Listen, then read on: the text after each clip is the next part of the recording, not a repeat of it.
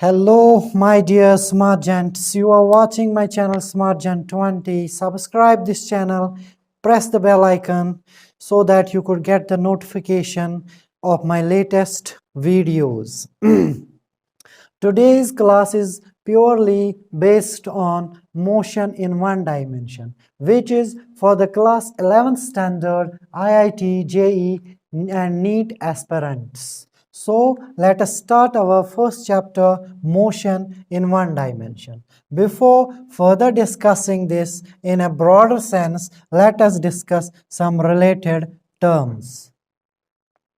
Here, first of all, we have to define the motion.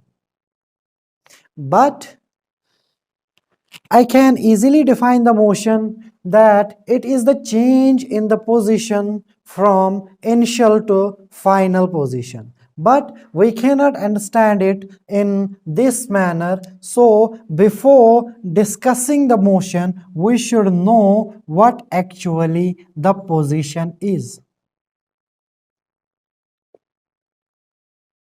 What actually the position is, and for the position we should know the frame of reference.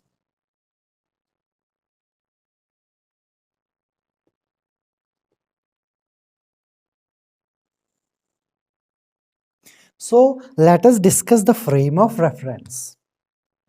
You all have studied in previous classes that we have a coordinate system which we are representing by x-axis and y-axis and z-axis. Here I cannot draw the 3D diagram, so I cannot represent this z-axis in a 3D. So please assume this z-axis like this. If I will just tell you that a body is moving in a straight line from point A to point B, if I will consider this point as an origin, I can easily say, or I can easily define the position of B with respect to the A. If this B is 2 meters away from the point A, I can say that this point has a position of 2 meters away from the point A. But here we cannot understand the position so much, because here we can easily understand that how to calculate or how to understand the position. But question is, if we have a point in space and we have to define its position, for that we have to mention the coordinate axes, x-axis, y-axis and z-axis. Suppose we have a point here, point P, which is in a space. To define its position, we have to mention its coordinates. Suppose it has coordinates 2, 3, 4.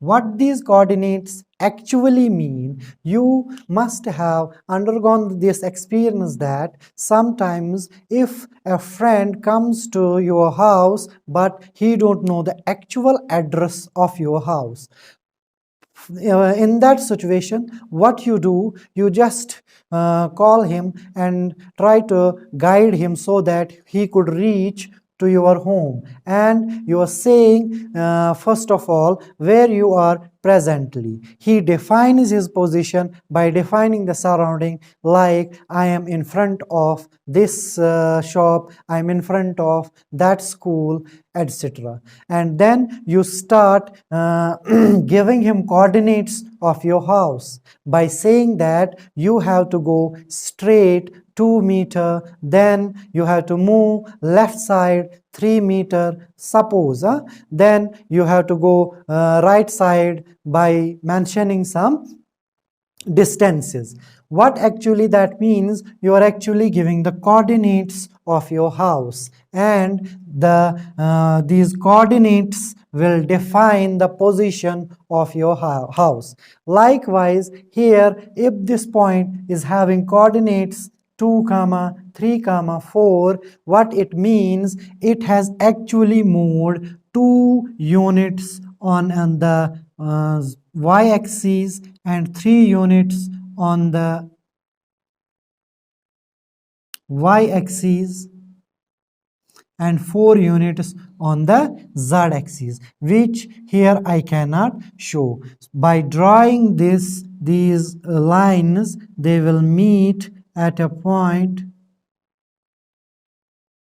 where we will say actually this point is here 2 comma 3 comma 4, which are nothing but coordinates.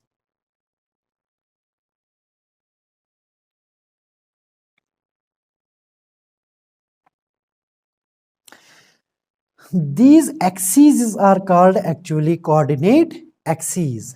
Suppose now here I have defined the position of this point P, but if I will start a stopwatch here, or I will look upon my watch, I can set an example. Suppose this point at 0 seconds is at a position P, and after a while, say after 5 seconds, this point is at the same place at point P. After 10 seconds, the point will be same at the at this point. What it means, I have actually coordinate these axes, these coordinate axis system with the clock. And when I am taking this coordinate axis along with the clock, it defines actually our frame of reference. So frame of reference is nothing but just the set of coordinate axes along with the clock. If I have to define this frame of reference, I will define this. It is the system of coordinate axes along with the clock. Now, bacha, if you see practically, there are infinity number of frame of reference. Suppose if I will look outside the window, I will find a car moving on a road, a bird flying in the sky, a person moving on the chair. What it means, actually, I am an observer, I have my own frame of reference, and these things will have their own frame of reference. Suppose my friend is watching from other side, he will define other number of frame of reference. But you may have seen sometimes we see any object is at rest in one frame of reference, but according to other observer or in his frame of reference, that object is in motion. The example is, if your friend is watching you outside and you are sitting in a car with another friend,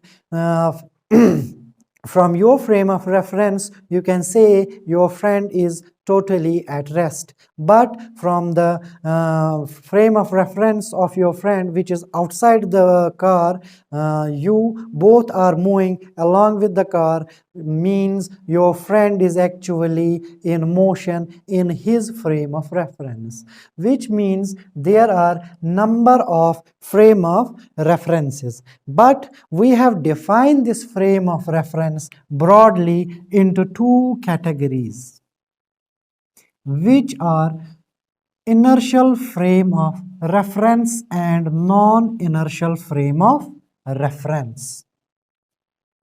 So here I can mention the inertial frame of reference and non-inertial frame of reference, which are the two types of frame of reference, which we will also discuss in our next chapter, laws of motion. This frame of reference will play an important role there also. Here I will give a simple idea that this inertial frame of reference will have acceleration 0, and this frame of reference will not have acceleration equal to 0. This acceleration equal to 0 doesn't mean the things or the objects in this frame are at rest. It means this frame of reference is actually having 0 acceleration, and this frame of reference will be always in acceleration. So this is also called accelerating frame of reference. And what is the main difference? That laws of motion, which are given by Newton, holds good here, but here Newton's laws of force does not hold true. What it mean, bacha? You must have seen that if I will take an example of this marker. I am an observer. I am observing this marker. In my frame, this marker is totally in a state of rest. And if I will take another object like this duster, and this duster is moving from this place to this place, when I am observing in my frame, this marker is in a state of motion.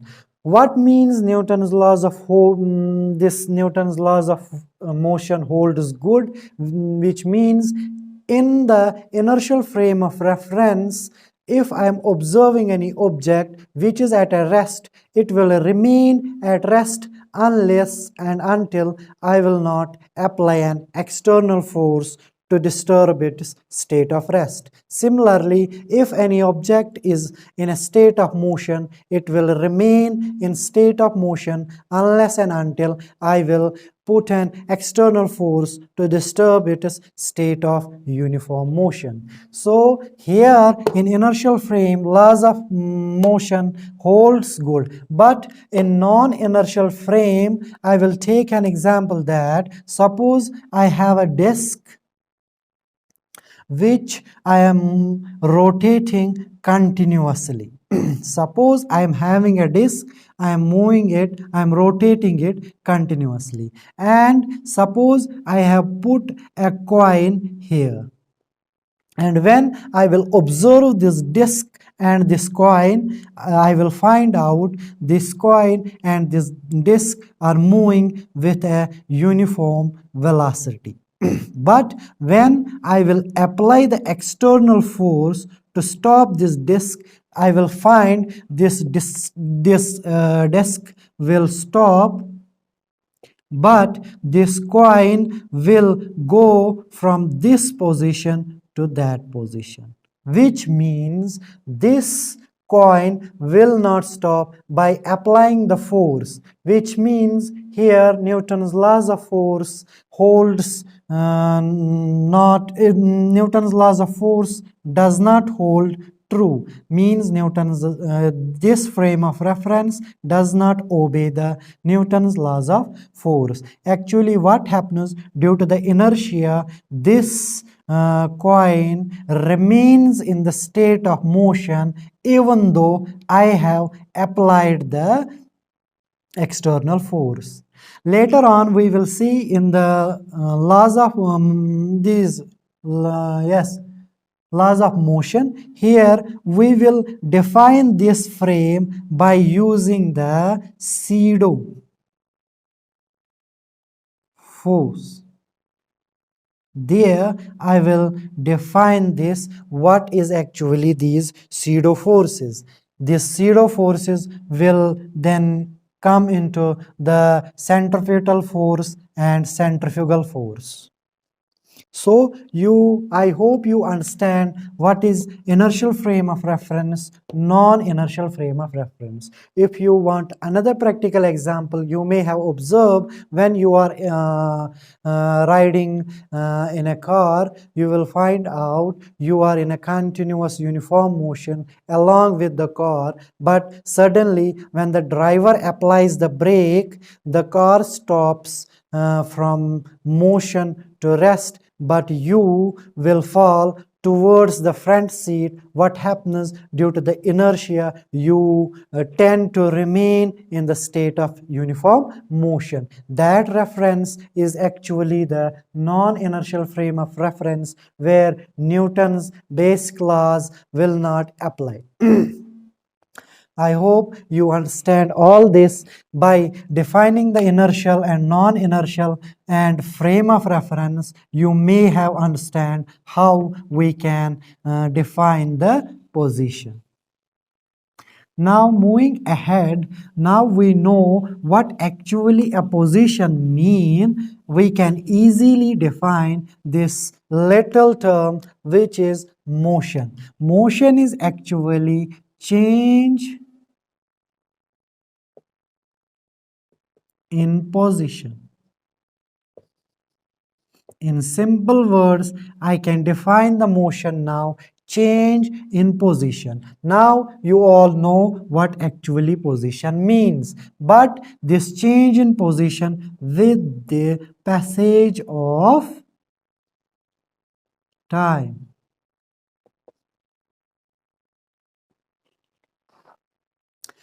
Now another term comes here, rest. We can now easily define the rest, which is the opposite of motion, that it is when any object does not change its position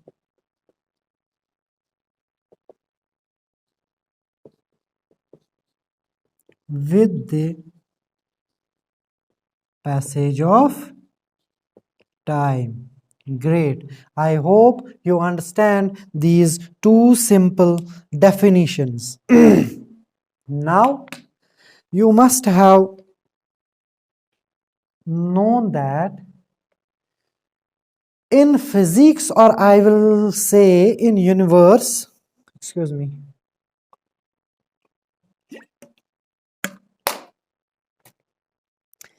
in universe, we cannot actually define this motion and rest absolutely.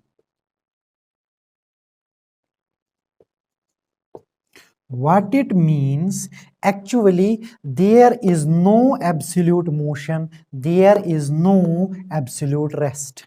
I can make you understand by this. If I have to define the state of rest or motion of this marker, I have to if I will ask you a simple question that, Bacha, can you tell me, if I will put this marker on my hand and I am moving this hand from here to there, can you say me what is is this marker in a state of rest or in a state of motion? Think. Some students will think that it is in a state of motion, which means your concepts are very nice. Some students may have think this marker is in a state of rest, and those students will also have nice concepts. But if I have been asked that what is the state of this marker, is it in a rest or motion, I will say first give me the reference point so that I can define it a state whether it is the in state of rest or state of motion, which means unless and until we cannot define the reference point, which you said origin or surrounding, we cannot define the rest or motion of any object. Here, now take the example that if I will take this marker and I am moving this marker from this along this way, to define its state of motion, I have to take the reference point. Suppose I am taking this board as a reference point. Now you can easily say that, sir, this marker is in a state of motion. Why? You are actually relating its motion, relating its position with respect to the board. This marker is continuously changing its position with respect to the board. Means to define the motion, I have to consider the any object which is in absolute rest. Now leaving this marker, coming to this board, is this board in an absolute rest? To find out that, I have to set another reference point. As you know, everything on this earth is actually moving. Why? Because we all know earth is moving around the sun, which means this board indeed is not actually in absolute rest. So I cannot take this as my origin. Now moving forward, suppose I am a Thanos and I am looking on a solar system. In my solar system, I will find out earth is moving around the sun. Now I am happy that I am getting a object which is in absolute rest, because sun is not moving but all other planets are moving around the sun. But if I will broaden my concept, I will see that there is not actually only one solar system, there are many solar systems, and those solar systems actually make Milky Way. As you know, every star has its own solar system, its own planets. So in a Milky Way, I will find out this sun is not also in an absolute rest. This sun is also relatively moving with other solar systems. Now if I will broaden my concept more, I will say galaxy is actually in a state of rest, because everything comes in a galaxy. Solar systems, Milky Ways, they all form the galaxies. But even I will broadly observe this, there is not only one galaxy, there are so many galaxies, and these galaxies are also moving relative to each other. So on this earth, I cannot say there is any object which is at complete or absolute rest. And if there is no object which is in a state of absolute rest, I cannot define absolute motion.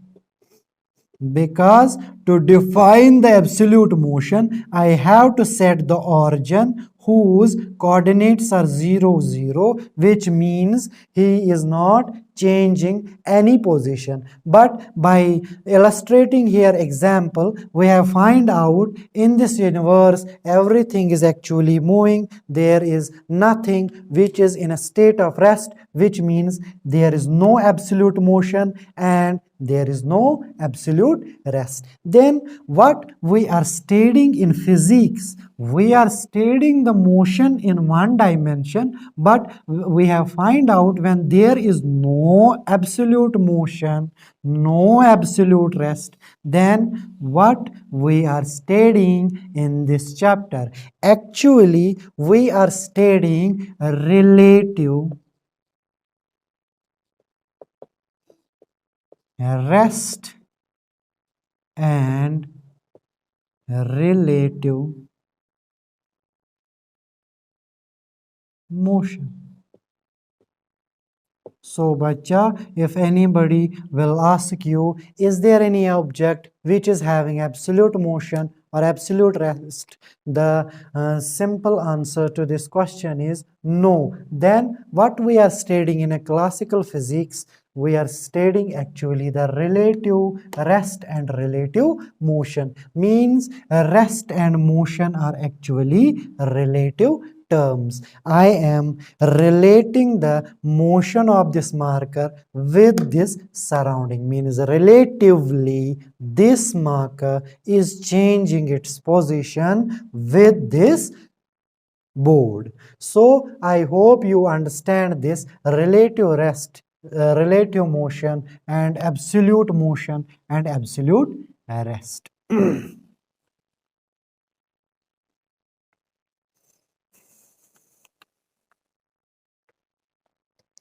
Now here comes the another topic, that is motion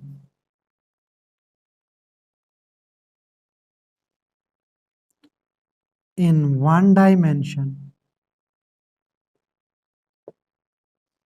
in two dimension, and in three dimension.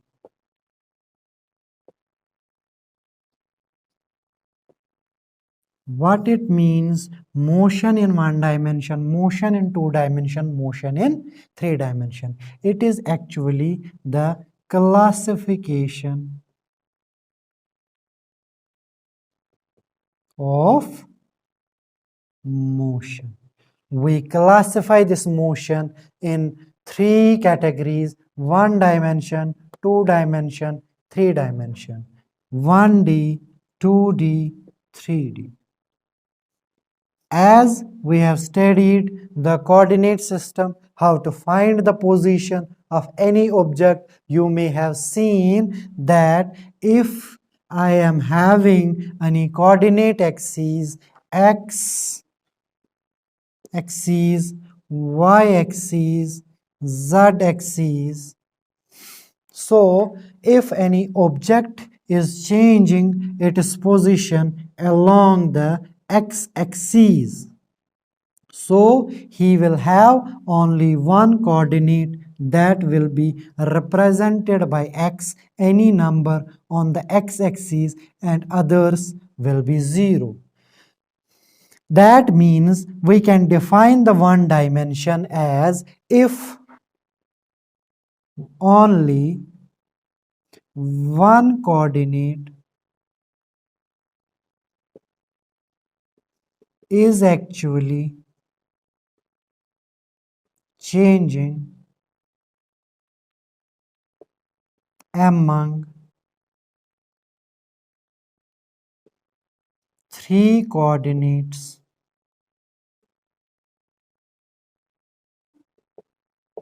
we can say that it is the motion in one dimension. And similarly, if I have a point here represented by P, it will be represented by two coordinates. One is X and another is Y. Which means here, if two coordinates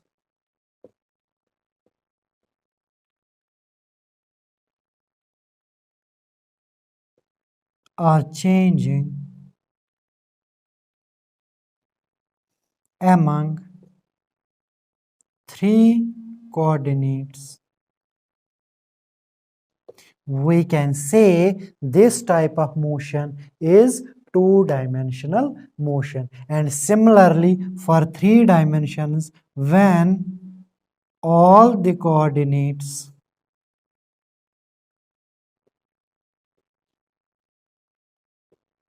are changing, it is said to be the motion in three dimension. So you know now motion is broadly classified into three categories. One is one dimension, two dimension, three dimension. In one dimension, actually only one coordinate is changing. In two dimension, two coordinates are changing. In three dimensions, all the three coordinates are changing.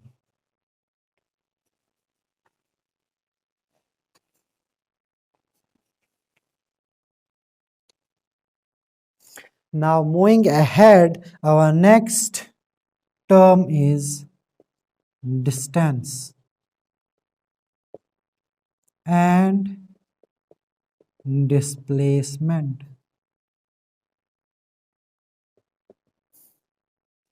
What is a distance and what is a displacement?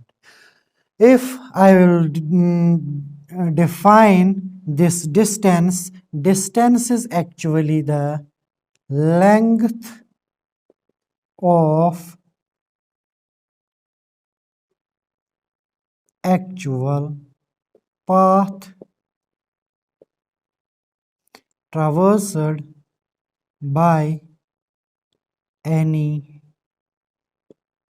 object. What it means, it is the actual length of path. Suppose I have to move from point A to point B, I can choose any path. I can go along this path, I can go along this path, I can go along this path, which is totally my choice. But if I have to find the distance between A and B, I have to first mention which path among these three paths I have chosen, and I have to measure the length of each path so that I can define this distance which I have covered. For distance, I have to measure the actual path, length of actual path. But on the contrary, displacement is actually the shortest distance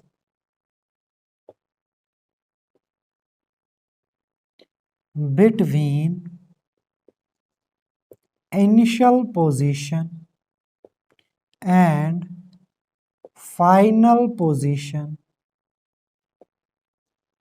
of any object. What it means, if I will quote this example here again, if I have to move from A to B, I can move along any path, but if I have to define the displacement, I have to find the shortest length between these points, because A is initial position and B is final position. We are representing this displacement by delta x, which comes out final position minus initial position. But here it is the actual path, it is the length of actual path which I have traveled or traversed from going from position A to position B. Now moving forward, this length and this displacement are having the same unit, which is centimeter in CGS system and meter in SI units.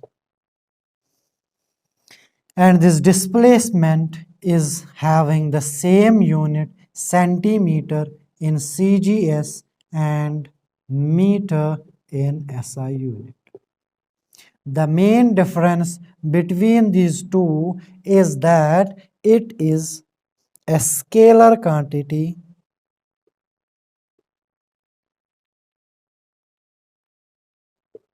but This is a vector quantity.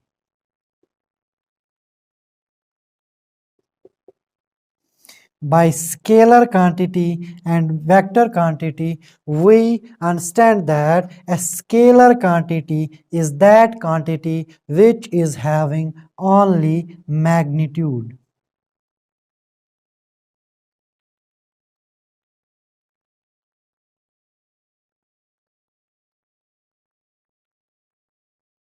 But here vector quantity will have both magnitude and direction.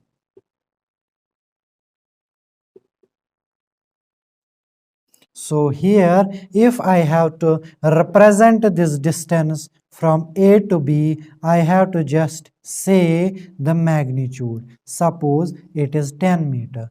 But here if I have to represent the displacement between A and B, suppose it is a 5 meter, I have to represent it by showing the direction also, which is shown by a arrowhead on this AB, which shows that this AB is actually a vector distance, which means it is a displacement.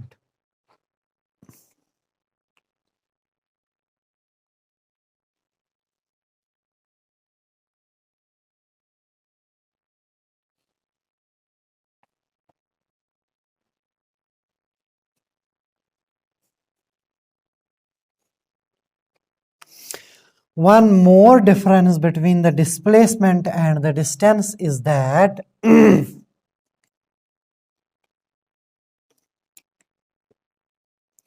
displacement is always less than the distance. Means displacement can never be greater than the distance for the course of motion.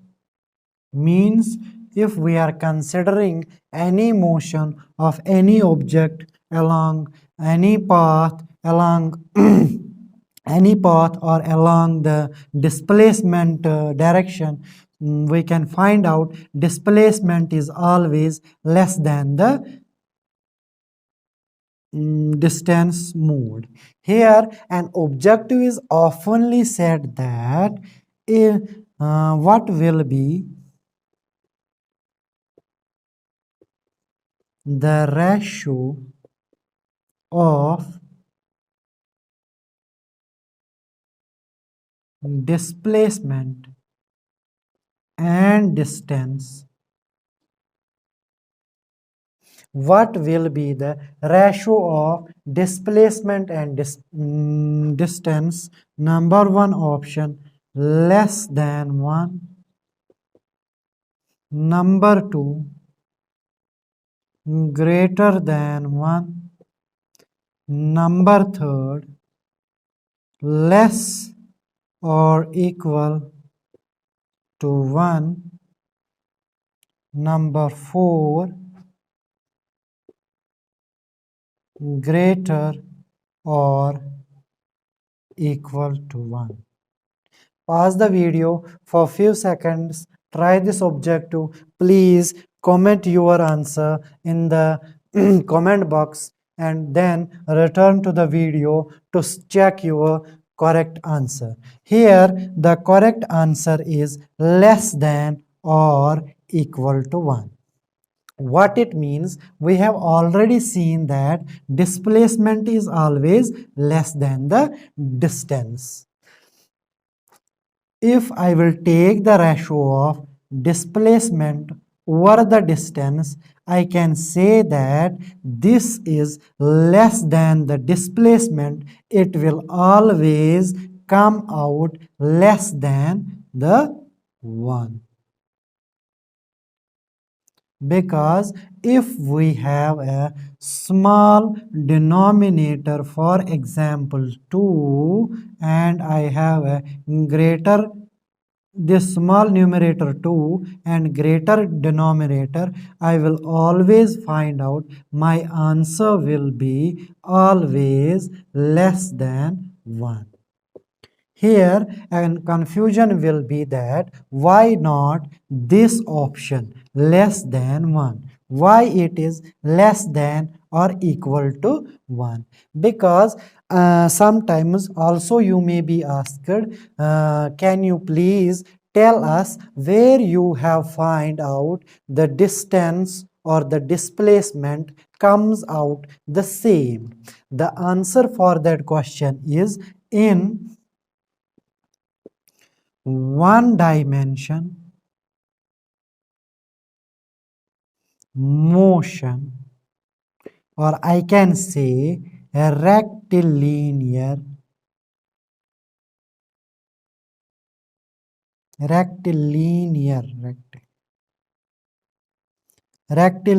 motion, we find out displacement is always equal to the distance covered.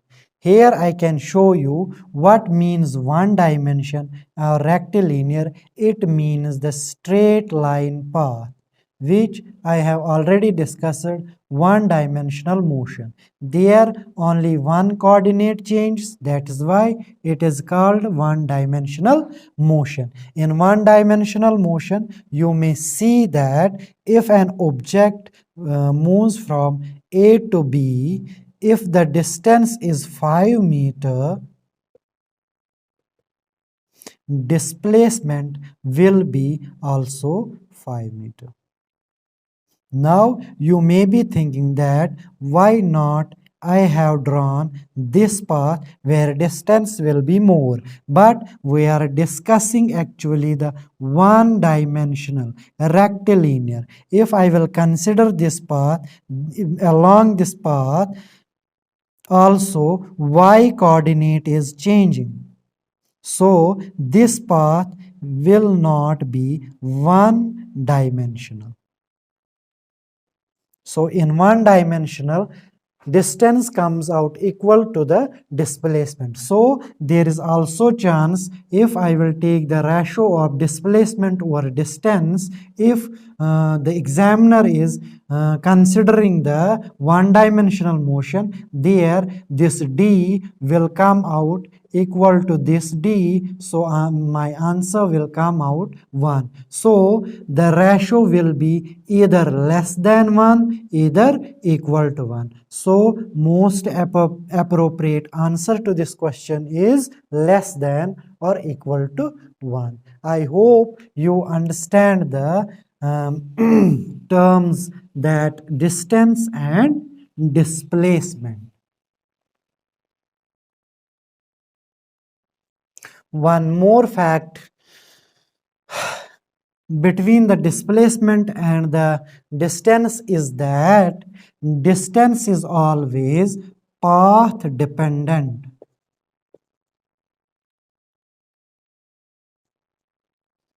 Which means distance will always depend upon the path which have object covered or traveled, but displacement will be always independent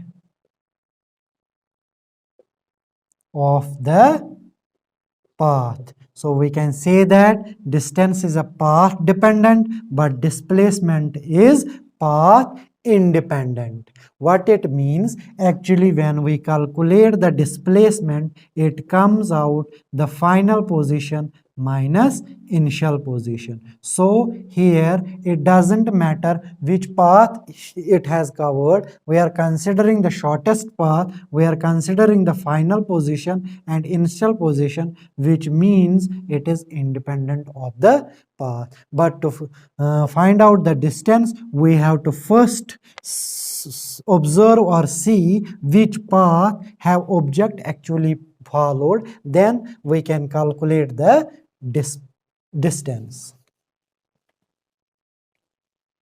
One more thing between the distance and the displacement is that distance may be 0 or positive, but displacement may be 0,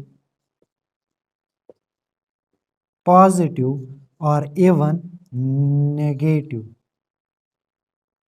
What it means, if I am here, I am not changing my position. I am not changing my position with respect to my surroundings, which means I am in a state of rest, which means my position is at 0 0 coordinate, which means I I am not covering any distance.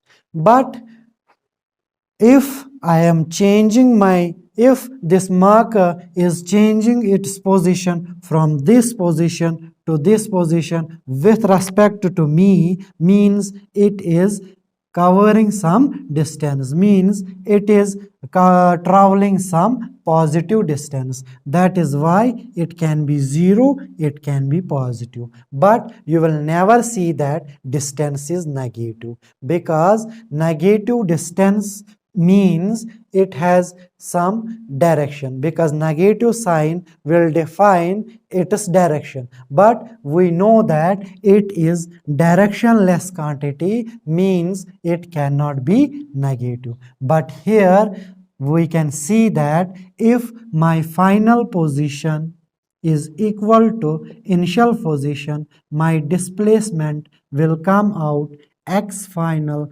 minus x initial, which are equal, which will come out 0, which will show that displacement may be 0. Sometimes my final position will be greater than initial position, so my displacement will come out final position minus initial position, which will definitely be greater than 0, which means positive. Sometimes you may also find out that my initial position is greater than the final position. My displacement will come out x final minus x initial, which will be less than the 0, means negative. So displacement can be 0, positive, negative, but distance is can be 0 or positive, but never negative. I think this is all about the theoretical portion of motion, rest, frame of reference, displacement, and distance. Now let us see the numerical part. As I have already told that it is also for the IIT, JEE and NEET aspirants. So let us try out some numericals, basic numericals, okay?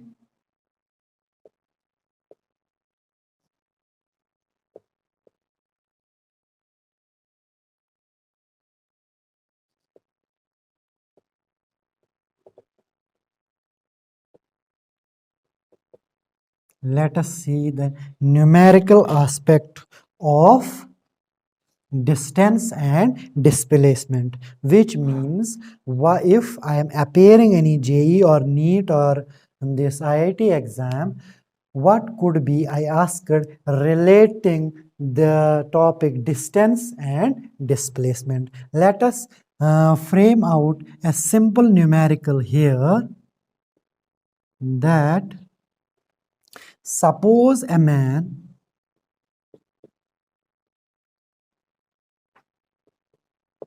is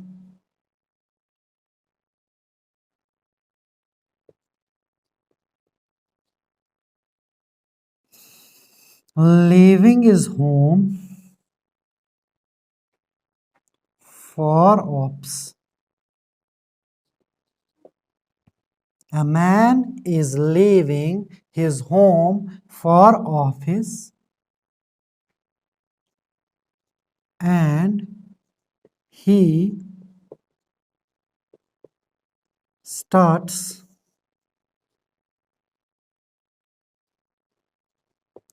traveling 50 meter towards the north. Then he moved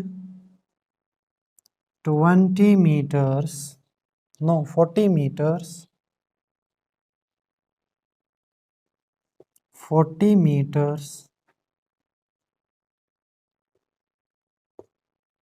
towards the east.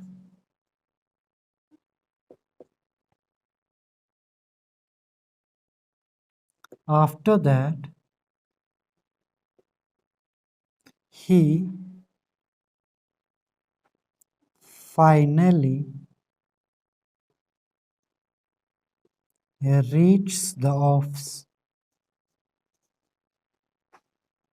by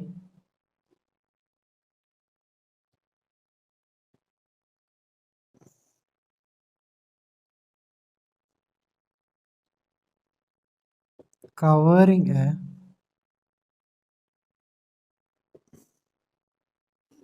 distance of 20 meters in the south direction.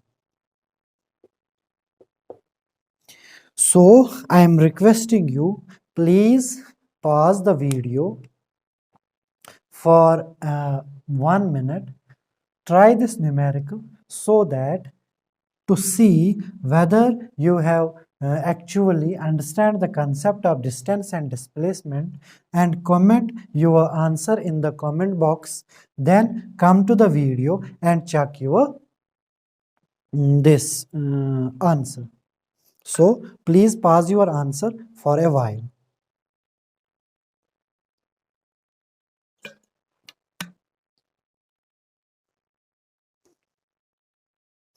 A man is leaving his home for the office and he starts traveling 50 meters towards the north. Then he moves 40 meters towards the east after finally reaches the office by covering a distance of 20 meters in the south direction. The best approach to solve this numerical, you should know the direction axes. As we know, the direction axes are east, west, north and south. Unless and until you don't know this direction axis, you will be confused to solve such type of numericals. So for these type of numericals, please do memorize these axes, because in examination we oftenly get confused to solve this kind of numerical, because it is as simple as, but these direction axes makes it sometimes messy. So let us frame our data in terms of a diagram. The man starting leaving from his office and he starts traveling 50 meters towards the north, means he is moving upward. Suppose his house is situated here, he moves upwards 50 meters towards the north.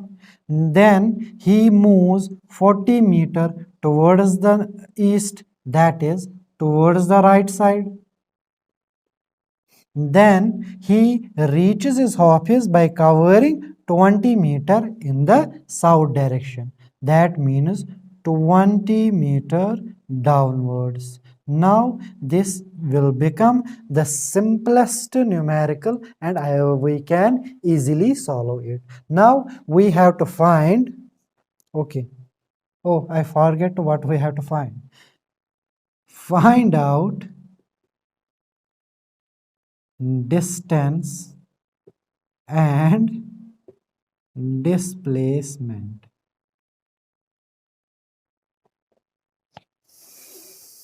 For this type of question, for the distance, I can easily find out this distance, which is represented by small d, always.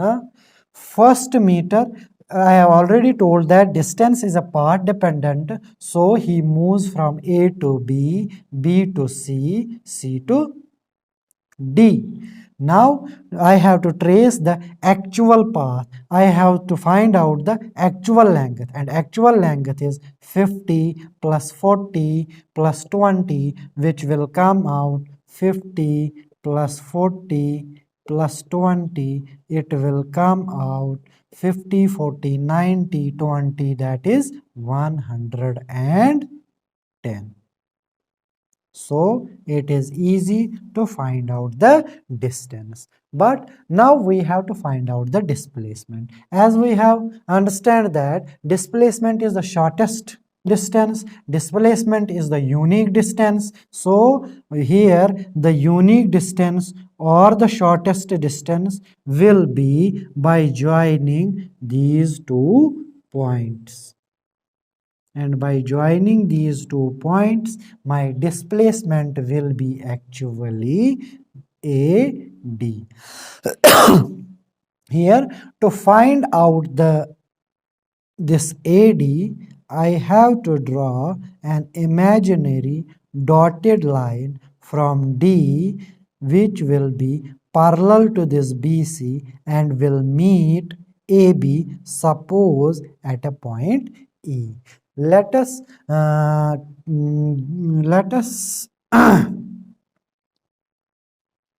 let us here, I will give you a shortcut to find out the displacement. Whenever you have to find the displacement, you will be required Pythagoras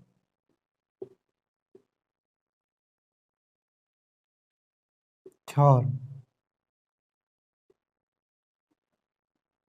which says hypotenuse square is always equal to base square plus perpendicular square. Means the square of the longest side is always equal to the square of the other two sides. So to find out this, we have to apply the Pythagoras theorem. In every case, in most of the numericals, whenever you have to find the displacement, this Pythagoras theorem will help you to find out the displacement. So here, this ED will be 40 meter too, because this is parallel. This EBCD becomes a rectangle. If this is 40 meter, this will be 40 meter. If this is 20 meter, from B to E, this will be 20 meter. And this AE will come out 50 minus 20, 30 meter. Now I can apply here Pythagoras theorem, which will come out AD is equal to under root of 30 square 40 square, means 30 meter square plus 40 meter square, and my answer will be 900 meter square plus 1600 meter square. And by adding this will become out 2500 meter square. Now we can find out, to simplify this, I can easily say that it is actually 25 multiplied by 100 multiplied by meter square. Now it is root on 25, root on 100, root on meter square. Root on 25, it will come out 5, root on 100, it will come out 10, root on meter square, it will come out meter. And my answer will come out 50 meter, which will be my displacement. So here I easily find out the displacement and distance. Here we can conclude that to find out the distance of such type of numericals, first we should remember the direction axis and we should also remember the Pythagoras theorem. These two things will be helpful for JEE NEET aspirants to solve such type of common basic numerical. Let us move to the next numerical, which is suppose a man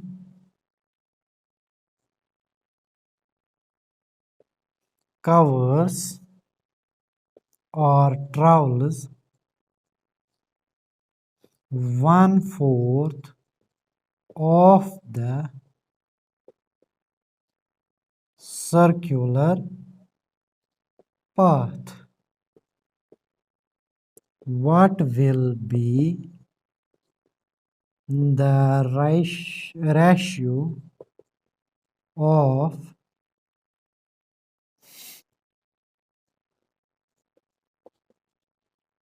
distance over displacement? Here again, pause your video for a while, give a hand to this simple numerical to find out the answer. Also comment me in the comment box to check the answer. Come again to the video and find out whether your answer is was right or wrong. Here again, to solve this type of numerical, I have to draw the diagram. I have to draw the, here a man actually traverses a circular path, but 1/4 of a circular path. Suppose this is his circular path and he is moving from anywhere, but I am giving that 1/4 of the circular path. If this is a circular path, I have to divide it in 4 sections. So this will be my first, second, third and 1/4. Okay, so my 1/4 section is here. So this man is actually moving from point A to point B. Now we have to find the ratio of distance over displacement. Means we have to find ratio of distance, which is distance over displacement, which will be, distance is represented by small d, displacement is represented by d. But to find out this ratio, I have to look properly into this figure which I have drawn from this question. If I will see it carefully that this is a circular path and this circular path must have a center. Suppose this is a center, and if this is a circular path, this must have a radius. This will be the radius. This too will be the radius. How much distance? Distance will be the path dependent, means distance will be this. But displacement will be the shortest path between the A and B, and shortest path will be like this. Now my question is becoming simple. To find out the distance, I can say that it has actually covered 1/4 of the whole circumference. But we know that for circumference,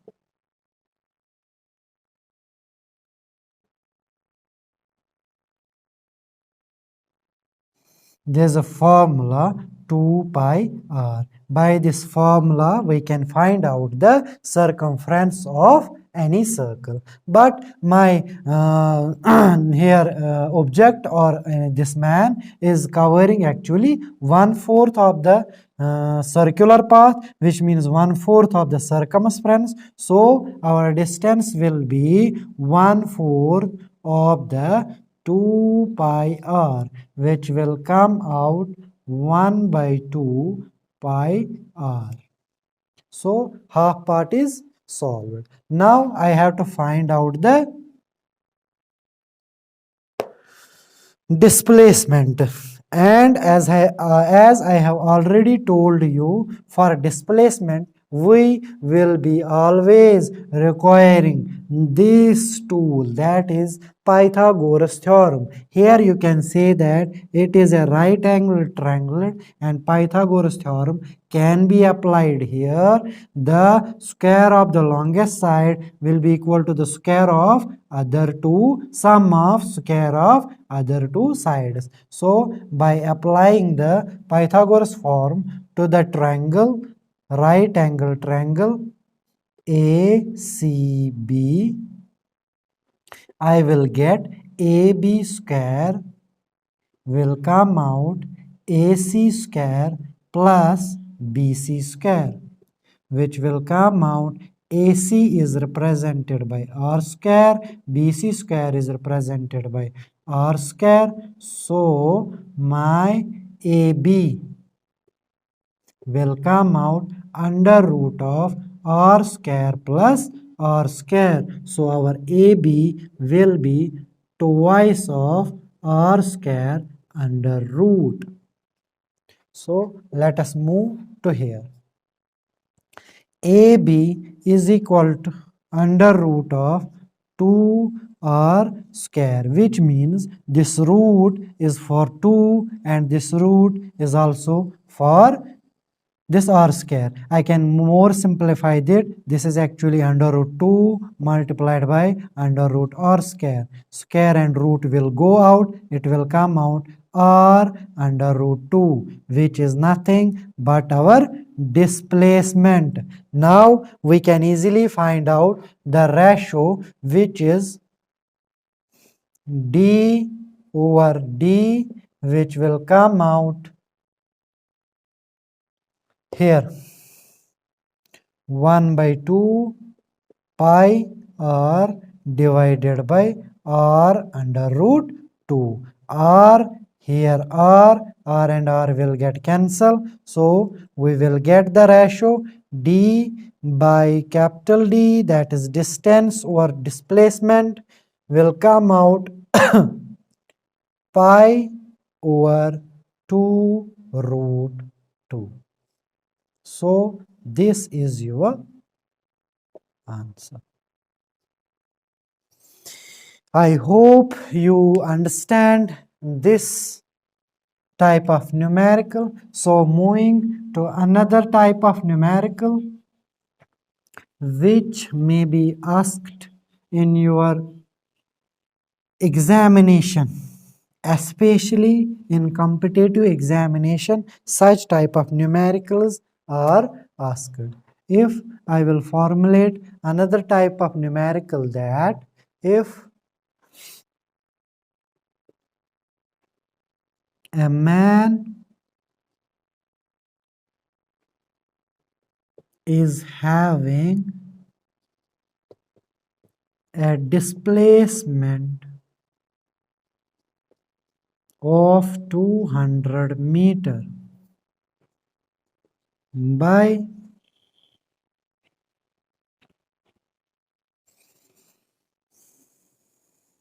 moving from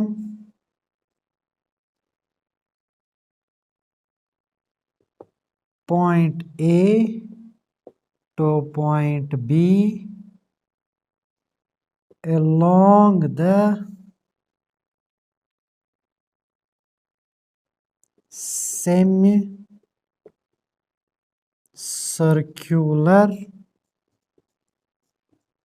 path. find out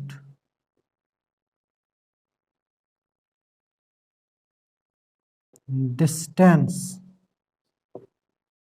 he has moved. Very simple and basic numerical, but formulated in a twisted manner. So here again, pause the video for a while. Do try to solve this numerical. After solving, submit your answer in the comment box. Then come to the video and check out whether you have correctly solved this numerical or not. Here I have to again draw the diagram so that I could understand this type of numerical properly, as I have given the displacement of 200 meter moving from point A to B, but path is actually semicircular path. So here I can make a diagram of, if I have a point A here, point B here, suppose, and displacement is given 200, which means displacement will be definitely this. Now actually he has not moved along this path, he has moved along circular path, semicircular path. So I have to draw here semicircle. And his distance, now I have to find the distance. His distance will be along this. Now by drawing the figure, this numerical becomes now so simple. If I will observe this figure, there must be a point here which will be the center of this semicircle, center of the whole circle of which this semicircle is a part. Now to find out the distance, actually I have to find out the length of this path, and which is distance will be equal to whole circular path is circumference of the path 2 pi r, semicircle it will be 2 pi r over 2, which will come out pi r. Now if I know the radius, I can easily find out the distance. Here also we know our displacement is given by 200 meter. And if our displacement is 200 meter, which means this distance, which means diameter, which means twice of radius, implies that twice of radius is equal to 200 meter. Our radius will come out 100 meter. By knowing the radius, I can put the value here to find out the distance. So the value of pi is 22 by 7 or 3.14 multiplied by 100 meter, and my distance will come out 314 meter. So simple. Okay, let us move to another numerical that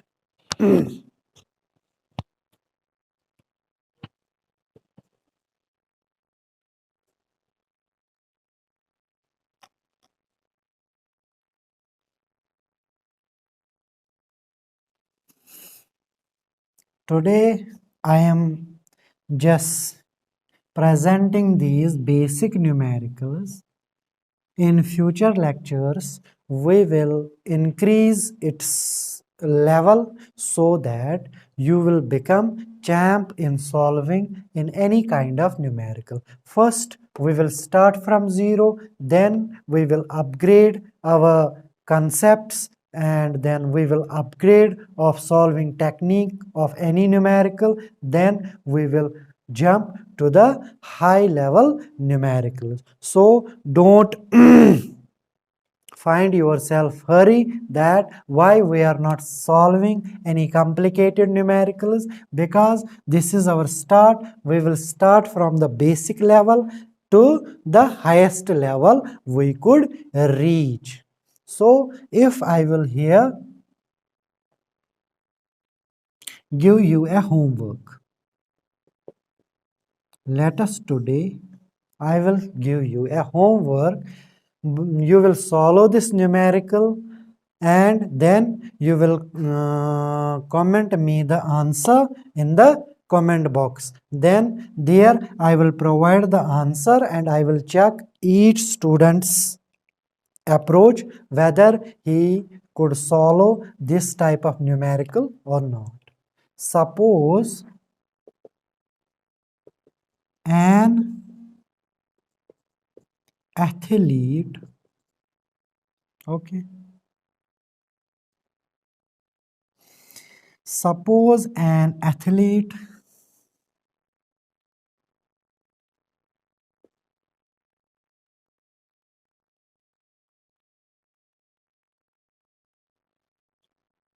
was running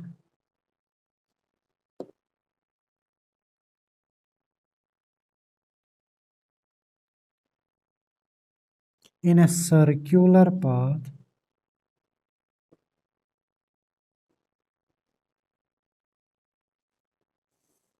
and was completing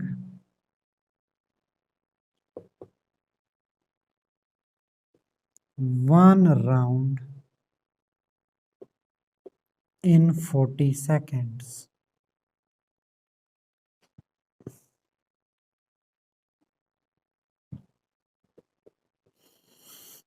If he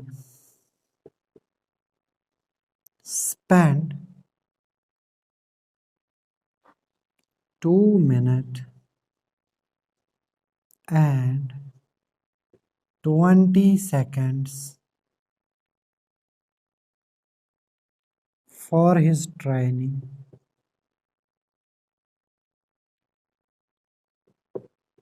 then find out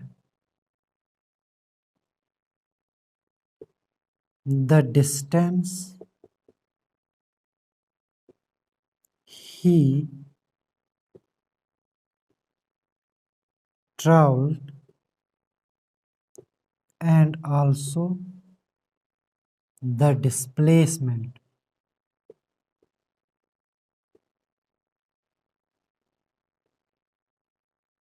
he moved. This will be your homework. I hope you will show your presence by solving this numerical and will submit your answers in the comment box. I will check, and in next video lecture I will provide the solution of this numerical and we will move like this. I will do hard work for you, but please provide me your best attention so that I could guide you towards your desired exams. So this was the all for today's lecture. Thank you for watching my channel.